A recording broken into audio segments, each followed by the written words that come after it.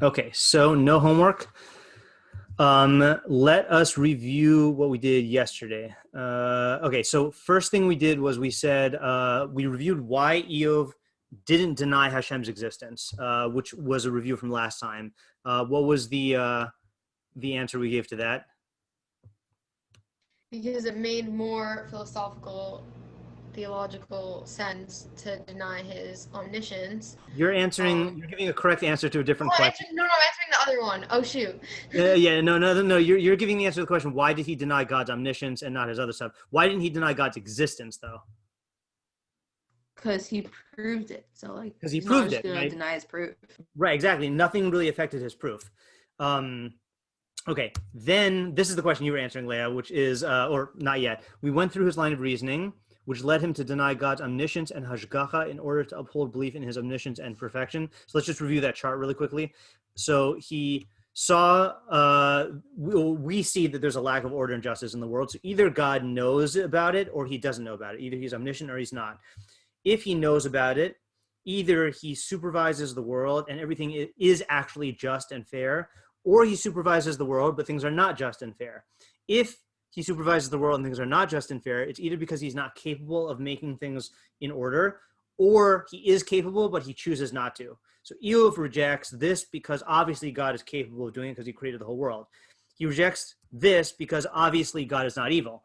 So that means that God is we can't say that we have to reject that possibility.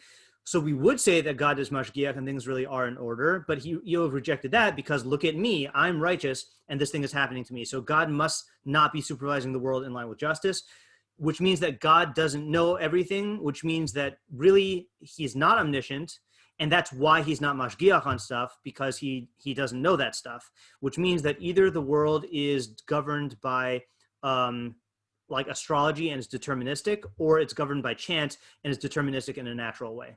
So that was the line of reasoning. All right, so then this is the question that Ayala asked and Leah was answering right now, which is why did Iyov deny God's omniscience?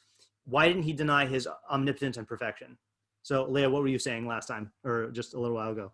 Out of all the 6 lines of reasoning that he could have rejected, God's omniscience was the most rational, Right. and and then you just explained why.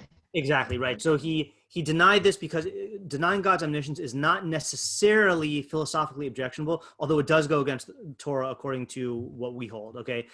Then we explained why it goes against Torah, or sorry, not why it goes against Torah. What would be an argument? What was Aristotle's argument for saying that God can't know the particulars? Like, why Because can't God know particulars change and Right. God's unchanging. Okay, good. So Aristotle held, and I tried to clarify this in my summary here. Aristotle held God can only know unchanging things. For example, the laws of nature, which again we hold that God could do miracles, but Aristotle held that miracles aren't possible. So he held that God can know the laws of nature. God can know mathematical truths because they don't change. Pythagorean theorem never changes. He can know abstract universals, anything that is an idea that's an unchanging idea. And he can also know himself because he doesn't change. He can know angels because angels don't change. He can know Olam Haba because Olam Haba doesn't change. But according to Aristotle, he can't know the particulars because particulars change. And since God and his mind are one, then if God's mind changed, then he would change. And that's impossible. So therefore, Aristotle said God can't know the particulars. Okay. Any questions on that? We're going to talk about it later a little bit more today. But did any questions come up like in your thinking about it or now? Okay. Then we briefly talked about the Ralbag. So Ralbag holds that there's only one thing that God can't know, which is The outcome of a free will. Free will outcome of free will decisions. Okay, good. And what I forgot to mention to you yesterday is a term for this, a philosophical term. I mean, it's an English term also. Contingencies. What does it mean for something to be contingent? depending on something else. Yeah, relying or depending on something else, right? So in philosophical terms, there are 3 types of statements. Okay, there are necessary statements, there are possible statements and there are impossible statements. So necessary statement would be something that is always true, like a squared plus b squared equals c squared, okay? Or like, I'm just trying to think of an example. Let's say I'm like, awesome. yeah, or any established truth. Oh, here's an example, right? Is that stuff that happened in the past, right? So we just had a cahoot, okay? That is a necessary statement because the truth of that statement is, the reality is fixed and unchanging. Okay. Then there are statements that are impossible. For example, that something can be round and flat at the same time. That is an impossible statement. And then the middle one is contingent statement or a possible statement, which is, for example, let's say, for example, it will rain tomorrow, right? So that's not definite, it's contingent, okay? Now, it happens to only be contingent because we don't have the facts. But what's the only thing that's truly contingent is free will decisions, because you truly do have free will to choose to do one thing or another, okay? So I'm introducing that term because we're going to talk about it later on today. All right.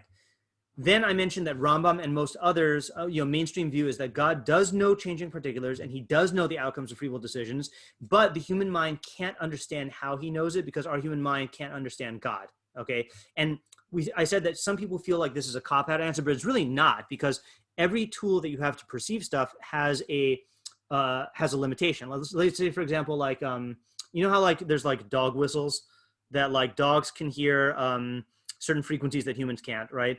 And same thing with like, do they still have like, when I was first teaching, that's when they first came out with like the apps where like teenagers could hear certain frequencies that adults can't. Is this still a thing?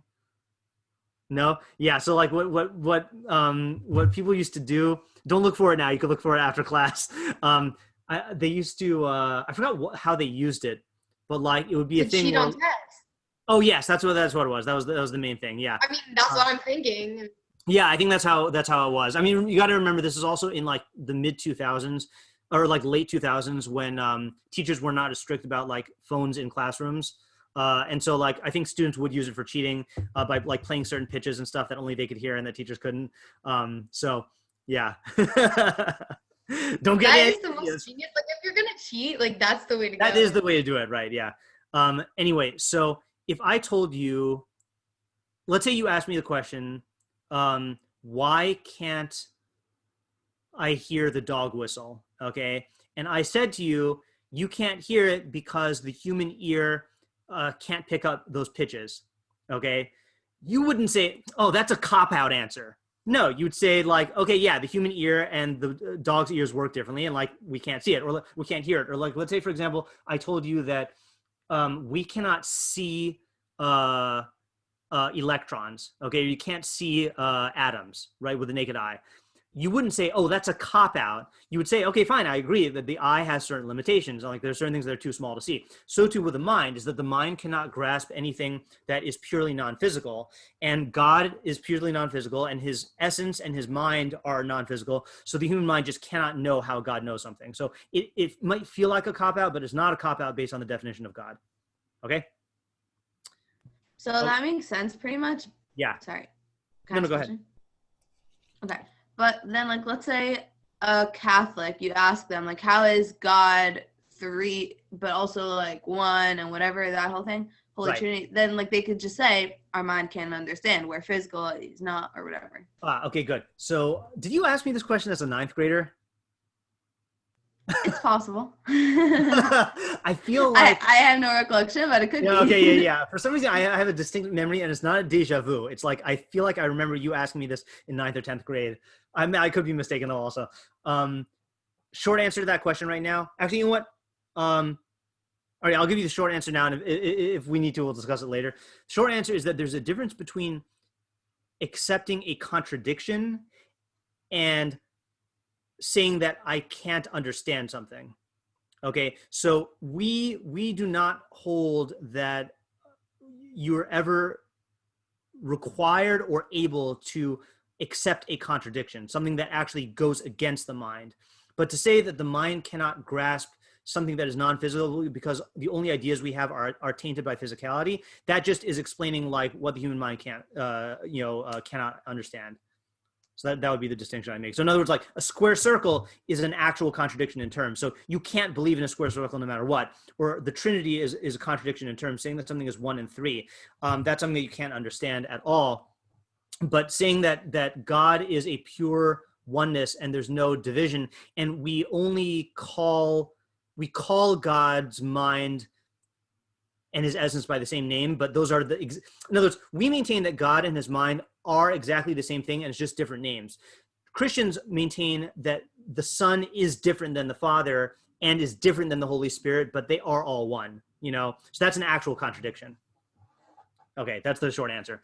There is a longer answer, which I don't know if I even feel capable of saying, but I could, at some point, maybe a question and answer, I can take you to the limits of my understanding, but that's as far as I can go right now.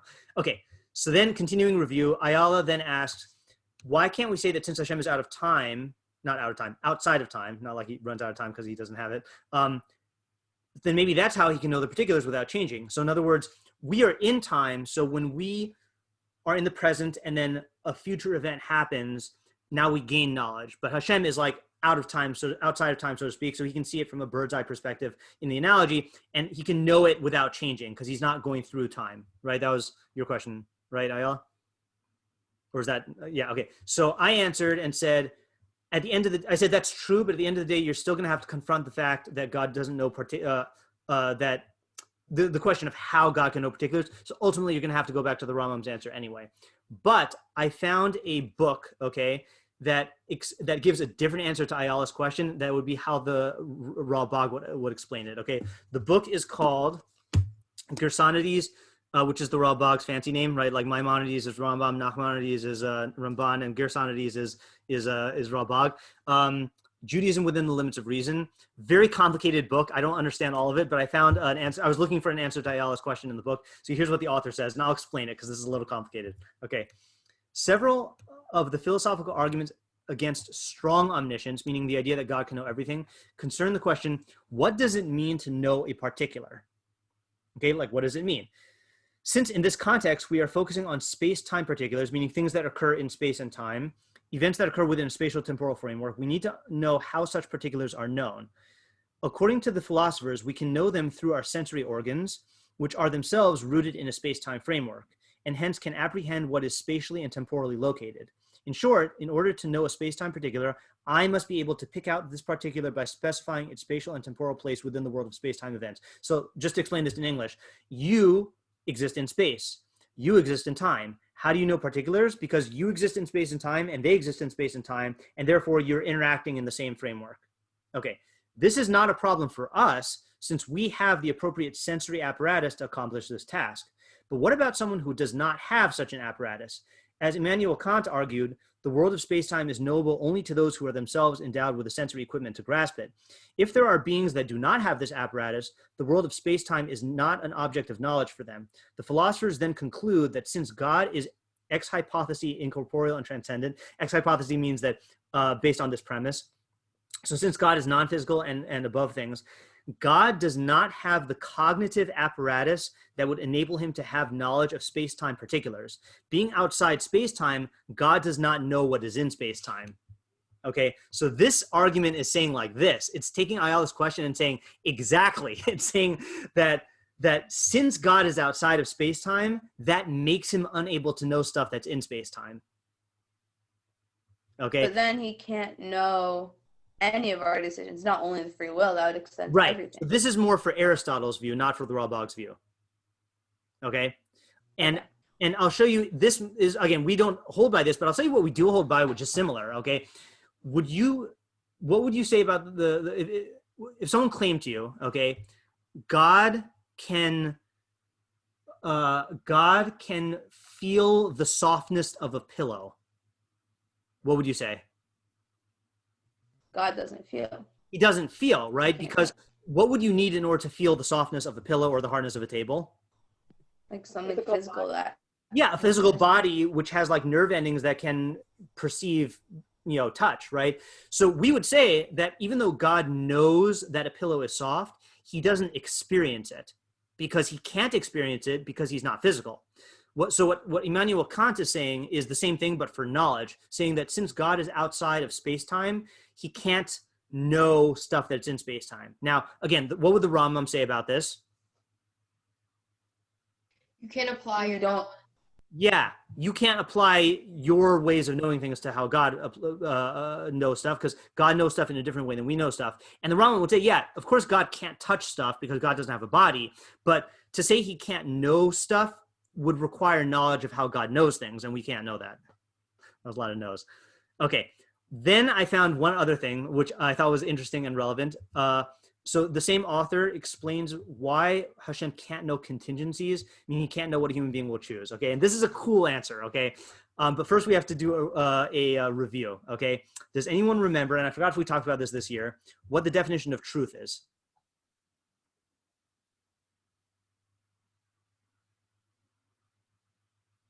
I believe we have talked about this in the past. I just don't know if it was this year. I think I remember it in like 9th grade, and we used to make fun of me because I would mix the word trust and truth. Oh, yeah, I do remember that. Yeah, good call. Yeah, so what does it mean to say, for example, that the statement that the earth is round is true? In line with reality. Yeah, so truth means correspondence with reality. The statement the earth is round is true because the statement corresponds with reality. Same thing with ideas. An idea is true if it corresponds with reality. Now, what is the definition of reality?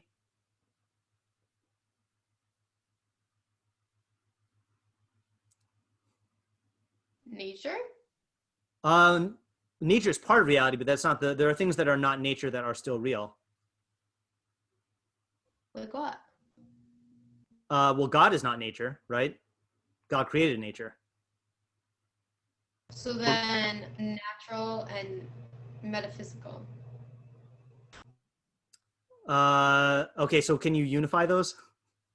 The universe? Okay, that's definitely getting closer. I mean, you can say the universe is true. Everything created. Okay. So here's what I would. See, but if you say everything created, then God is not. Then the God would not be included in that. Right. So you're almost there, though. So that which exists, right? Reality is that which exists, and that includes creations and non-creations. Okay. But what is the definition of existence?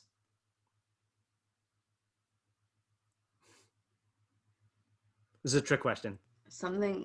Well, it can't be something physical because then God doesn't Right. exist. It's a trick question, though. That's your hint.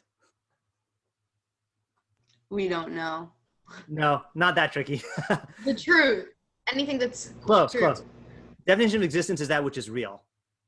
Now, the reason why this is a trick question is like this: is reality and existence are basic categories in the human mind. Philosophers would call this like a muskal rishon, a first principle, which is something that it's like built into the way you view things. There's no way to explain it based on more basic terms. Like your mind just has a concept of real and not real, or existing and not existing, and there's no way we can explain that.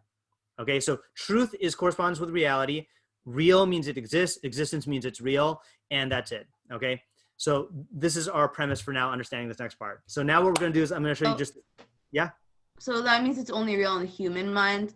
Like, could be it's not actually real, but we're just dealing with the human mind. So like. No, I would say that real means that it actually exists, but you only can rely on your own mind to know, to judge whether something exists or not. So let's say, for example, like this. Let's say, for example, when people thought that let me just give a specific example. Hold on just one second. Say when people thought that the heavenly bodies were made out of something called the fifth element, okay, that they thought that it was made out of something that was not really one of the elements of earth. So what I would say is like this, is human beings thought that the fifth element was real, meaning they thought that it really existed, but they were wrong. So I'm still using the word real in this way, that they thought it existed, but they were wrong about what they thought. So it was real to them.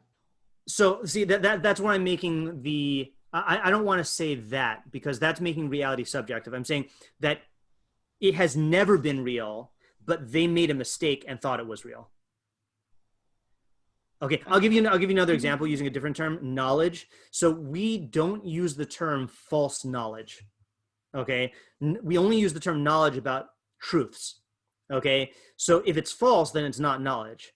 So let's take an example of like something that they thought. Let's say in Aristotle's time, people thought that the Earth was the center of the universe. So what I would say is they thought that was knowledge, but it really was not knowledge. I wouldn't say it used to be knowledge or like it was knowledge to them. I mean, I know what you mean when you say it was real to them or it was knowledge to them, but like I want to keep the terms as objective as possible. Okay, thank you. Yeah. Okay. And I'm just using the terminology as I'm familiar with it. Like you could say those things and have a different terminology, but I've tried and it gets really confusing really fast. Okay. So here we go. Here's this author's explanation for why, according to the Ralbag, God can't know contingencies. Okay. Like these things that haven't happened yet for free will. Okay. According to Ralbag, only statements having definite truth values can be objects of knowledge. I cannot know now which team will win the World Cup in the year 3000, since that event has not yet occurred, and the statement asserting that one team or another has won it has no present truth value. This holds in God's case too. If he had such knowledge, he would know the non-existent, but the non-existent has no truth value. So let me explain this in my own terms, okay? And this will either make it clear or less clear, okay? I put it in terms of if and then statements. If something only qualifies as knowledge if it's true, and if truth is defined as correspondence with reality, hold on, and if reality is defined as that which exists, and if future events don't exist until they happen, therefore statements about events which haven't happened yet have no truth value. In other words, contingencies cannot be known by anyone, not even by Hashem, because contingencies aren't knowledge. And that last point is the best, is the most relevant point here, is when the Ralbag says God can't know your future decisions, he doesn't mean that God's knowledge is limited. He means that that's not knowledge. Okay, so if you ask Ralbag, does God know everything? He would say, yes, God knows everything. But he would say that until you make a decision, then the thing that you decide is not a thing, and therefore it can't be knowledge. Okay, it'd be like, if you want to take it in an analogy from before, if you said, does God know what a square circle is? What's the answer? No, he doesn't. Now, is that a limitation on God? No, because square circle is not a thing, so you can't know something that's not a thing. So Ralbag is arguing that God knows everything, and he does have perfect knowledge, but perfect knowledge would not allow you to know the outcomes of human beings' free will decisions until they happen, because until they happen, then they're not actually things. But God could know the outcome of everything else in the future. How could God know? Let's say, for example, scientists hold that the universe is eventually gonna, that the sun is eventually gonna blow up, right? And that's in the future. So if you ask the Ralbag, could God know when the sun is gonna blow up? What would he say? Maybe yes, because it's based on past events. Exactly. Yes. He'd say yes, because that is based on past and present events. And that's not contingent. It's definite, right? But when you are going to make a decision, Ralbag would say that is yet to be determined. So God wouldn't know it until you made it. And when you made the decision, he would know everything about it, but he can't know it beforehand because it's not knowledge. And can we hold like the Ralbag? Like, are we allowed to think that, or that's wrong? Well, again, that's a question you have to answer on your own. All I can say is that the Rambam would not agree with this, because the Rambam holds that Rambam has an argument for why contingencies are knowledge, and therefore he would hold that God can know them and we just can't know how. But those is like this. You have a choice to make, Leah, okay? And I'm not saying you have to make this choice now, but there are basically two roads, okay? Either you say that contingencies are not real knowledge, and therefore God knows everything, but he only knows what's knowledge. And something that's not knowledge, he can't know. That's the Ralbag. Or you say that contingencies are knowledge, and God can know them, but we can't know how he knows them, and that's the Rambam. Okay? And that's something that, like, again, I say, you don't have to make a decision, just realize that those are two views, and also realize that the Ralbag's view is the minority view. But it's my goal is basically show that we definitely disagree with Aristotle. We hold that God can know particulars in the world, because otherwise God wouldn't be able to do like reward and punishment and hashgacha pratis and all that stuff.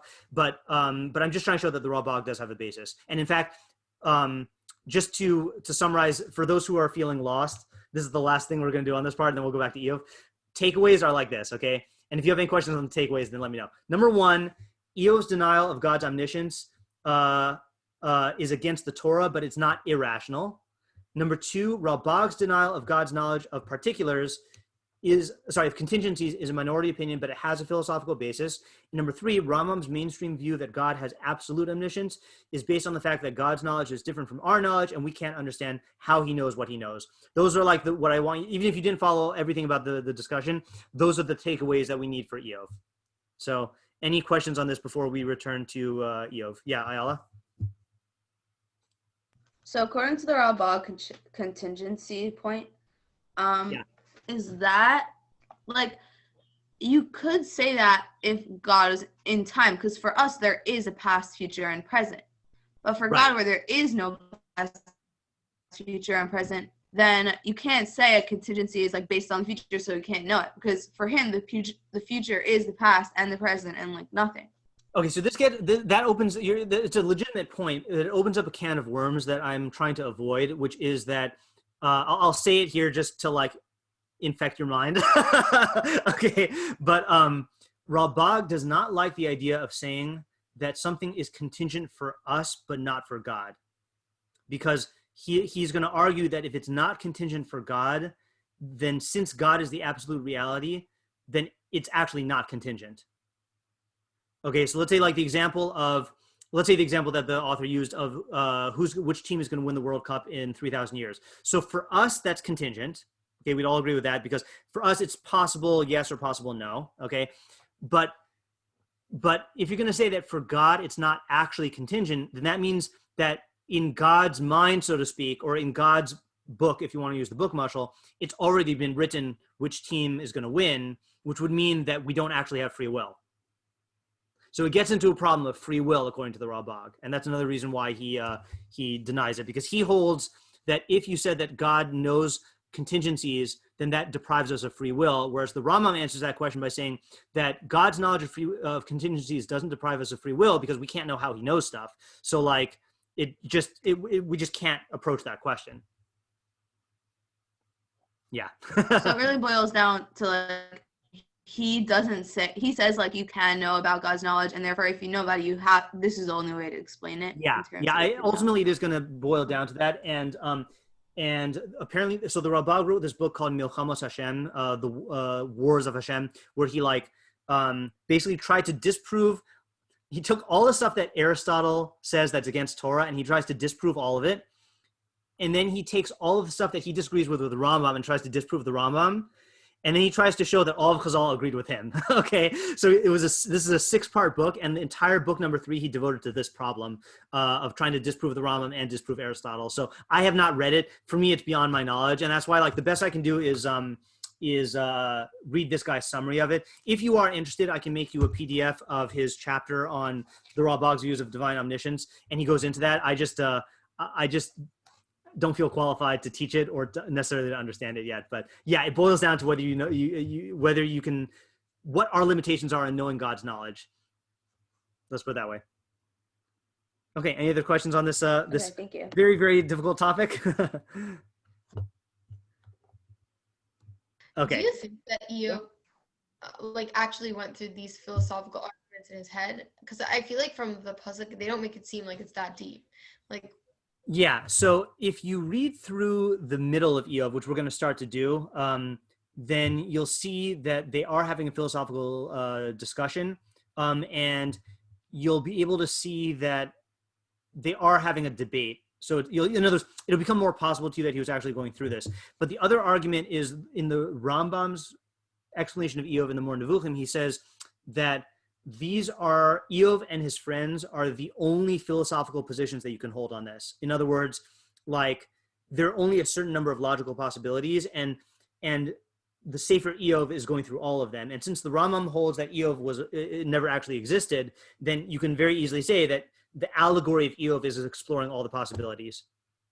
Okay, so either you'll say that like Iyov himself was real and like he thought through this and the evidence is the dialogue in the book, or he never existed and whoever wrote the book is trying to like map out all the different possibilities. Okay, so let's now answer the questions we raised. Okay, why did Iyov curse his day and what does he believe now? So we said this, someone said this last time. Why did he curse his day now that we understand what his line of reasoning was? Like, why didn't he curse God? Because everything is determined, or Yes. kind of like that. So if he was born a different day, then different things would have happened. Exactly, right? So first of all, he's not blaming God because according to Iyov, God did not make it, like God is not involved in what happened to Iyov.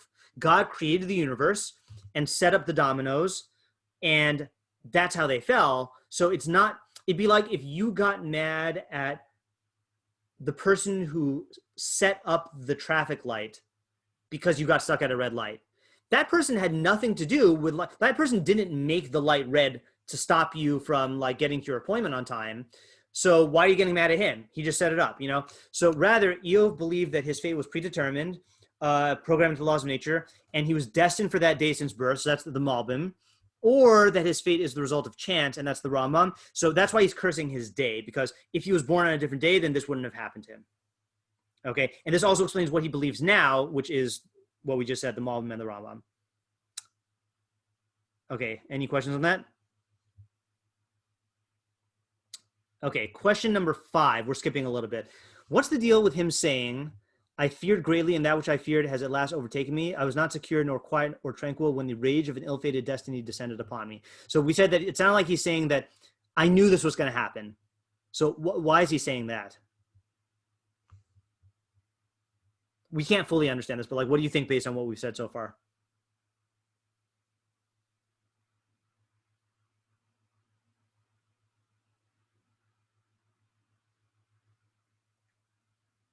So the way the Malbim explains it is that he's basically just expressing the idea that he believes that his fate was predetermined and he couldn't have prevented it. So in other words, he's not actually saying like, I literally knew this was going to happen. He's saying that that like this was destined to happen. Okay. Some say that that's if you hold that Iyov believed in astrology, then he says he's claiming he had some sort of intuition that this was going to happen. Okay. But I'm not sure if I buy that. This is my understanding though, okay, is this next point here is, remember we said that Iyov had like a religious paranoia, like he was always afraid that like his kids were sinning. So I think, and maybe one of you said this when we first read through the parak, that paranoia used to be attached to his religiosity, that he felt like God was always going to punish his kids. But now that he doesn't hold that God is involved in the world, his paranoia attaches to the universe of like, I always knew that like something bad was going to happen, you know? So it's the same emotion, but it's just attaching to a different particular belief. Okay. What changed during the 7 days of silence? Now, I think last time I asked this before Sukkot, one of you gave an answer to this. Anyone remember, or do you have an answer now? Like, why was it that he criticized his wife at the beginning and then like 7 days of silence and then he curses his day?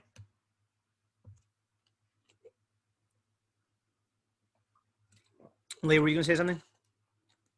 Yeah, I was gonna ask you to like say the story again because I kind of forgot, but Yeah. you said it. Yeah, that was the thing, is like this is right after he got all the boils and his wife said, bless God and die. And he scolds her, and then his friends come, and then 7 days go by, and then he curses his day. And you know, truthfully, this was more than 7 days, because we said that I think, right, because if his friends heard the news of what happened to him, so if that includes him getting boils, it's going to take them a while to get there. So in other words, there's a long period where Iyov had suffered everything and he was against blessing God.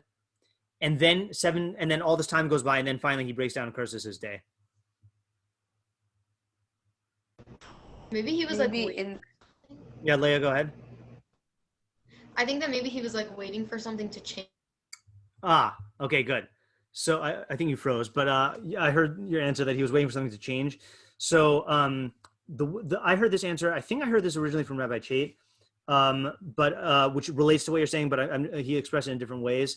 Is so his religious philosophy was one of loyalty, which basically like, if I'm righteous, God will reward me and protect me, right? That's what the Satan said. And Satan was right, by the way. And this next part relates to what Leah said, is once he lost all of the benefits in his life and there was nothing to look forward to, so then that dissolved his feelings of loyalty and his whole philosophy crumbled and he didn't have any reason to live. So in other words, like, he realized he had nothing, like he was holding out hope that something would change. But then at a certain point, the reality set in that there's nothing left to look forward to. And my whole life's philosophy up until this point didn't pay off. And that's why he lost his will. Kind of reminds me of, the story of the Aim Sisera's mother, who was like waiting for her son to come back, from war. And so like, there was a point where she was saying, oh, maybe he's like just taking his time getting all the treasure, or like maybe he's like parading around victory. And then finally, like, the reality sets in and then she breaks down crying. That's kind of like how Iyov was. It's like, well, maybe God is like testing me, or like maybe God's going to reward me in the future, or maybe like, and then finally like he breaks down. And then in the interest of time, because I want to move on to the next chapter next time, if he wanted to die so much, why not just end it? So we said last time that maybe he was afraid to end it, or maybe he felt that suicide was like evil. So this is my understanding of the answer based on the book, okay, is he was a truth seeker, and you'll see this from the book. So once his friends challenged his denial of knowledge and hashgacha, he wanted to debate it until he determined that either he was wrong or they were wrong. So in other words, he really cares about understanding the truth. So he's not going to give up until he's absolutely determined that he is right and he's disproven them, or they're right and they disprove him. So that's Iyov's mentality. We don't know what would have happened afterwards if he didn't get convinced. Okay. So that takes us to the end of Unit 1, which is the question. Okay. And after this, we will be going to Unit 2, which is going to be the rounds of debate. Okay. And I'll explain the method that we're going to use for this next time. I said we're going to just read the English and try to get the main points, but we'll go through the details later. Alrighty, so here's what we're going to do now, okay? We're going to take our break. When we come back, I'll split you up into the breakout rooms that you were in. In fact, you know what? I'm gonna do that now. Can someone just quickly remind me who was in what group?